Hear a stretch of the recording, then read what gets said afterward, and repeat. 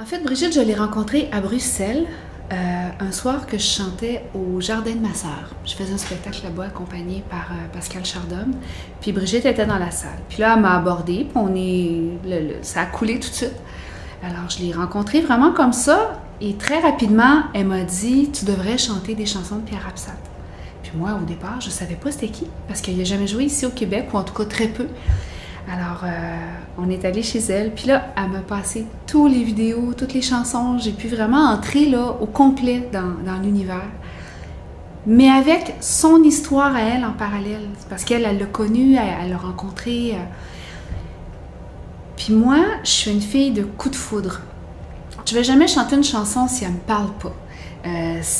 L'artiste derrière a peu d'importance. Il faut que la chanson me parle, il faut que les mots me parlent. Puis rapidement, Pierre Rapsat, j'ai aimé ce qu'il proposait. Son univers, ses textes, mais ses mots, le choix des mots. Quand tu écoutes du Pierre Rapsat, tu as des images. Il y a des images qui viennent de façon toute naturelle. Et c'est autant quand on parle d'un groupe, bon, ben, mettons la chanson Ensemble, je sais pas, on voit tout de suite les gens qui se rassemblent, puis là on pense à des photos. Moi en tout cas, c'est plus des photos parce que je le connais pas, mais des photos de lui où il est avec les gens.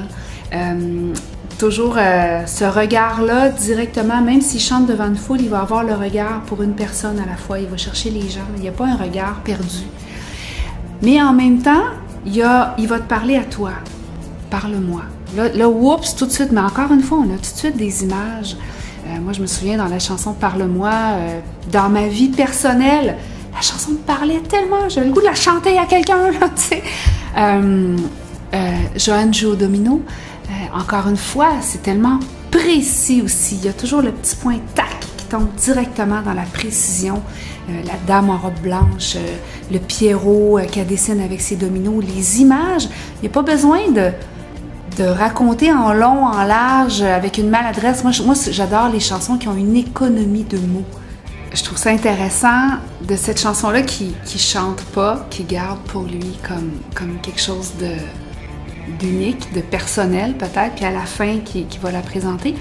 Mais ça m'a fait penser, il y a une chanson que j'adorais de Pierre Rapsat, je l'adore encore, c'est Rien qu'une chanson.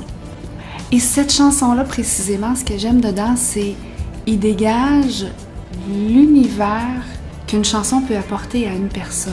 On a tous ce rapport-là à une chanson qu'on a l'impression qu'elle nous parle à nous, qu'elle a été écrite pour nous, qu'elle nous ressemble particulièrement.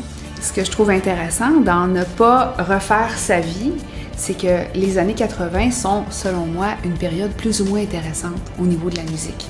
Je crois qu'il en a été un peu victime au niveau de la suite, puis d'être connu à l'extérieur, puis tout ça. C'est sûr, quand il est accompagné par un orchestre symphonique, on le sent moins parce que ses arrangements sont exceptionnels, sont très très bons là.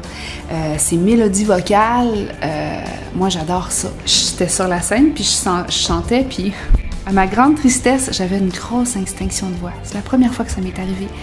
Vraiment, je suis arrivée là, je prends l'avion pour aller chanter là-bas des chansons de Pierre Rapsat avec toute une équipe extraordinaire puis plus de voix du tout. Puis les gens s'en sont bien rendus compte, hein. Puis moi, j'ai une grande voix de québécoise, là, tu sais, je peux... Puis j'aime chanter Rapsat, j'aime l'avoir dans la bouche, j'aime ses mots, tout ça, puis là, bon, ça fait exprès. Mais ce que je trouvais bien, c'est que les gens dans la salle connaissaient toutes les paroles des chansons, puis ils chantaient comme pour moi, tu sais, comme pour essayer de me soutenir, c'était tellement drôle. C'est ça, des gens de tous les âges qui avaient les mots sur le bout des lèvres, comme ça, fait que ça m'a aidé à planer là-dedans. Ben moi, je pense qu'il faut que le film se fasse pour que... c'est trop triste que ça tombe dans l'oubli, ça c'est clair. C'est une personne qui a touché trop de gens d'une façon percutante.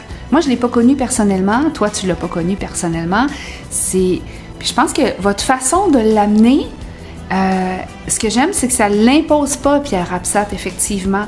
Ça le fait découvrir sous un autre angle qui n'est pas agressant. C'est pas, regarde, aime-le, c'est beau, c'est bon, non. Puis effectivement, c'est pour l'amener à pas s'effacer, pas qu'il meure une deuxième fois. Ça, j'aime ça beaucoup.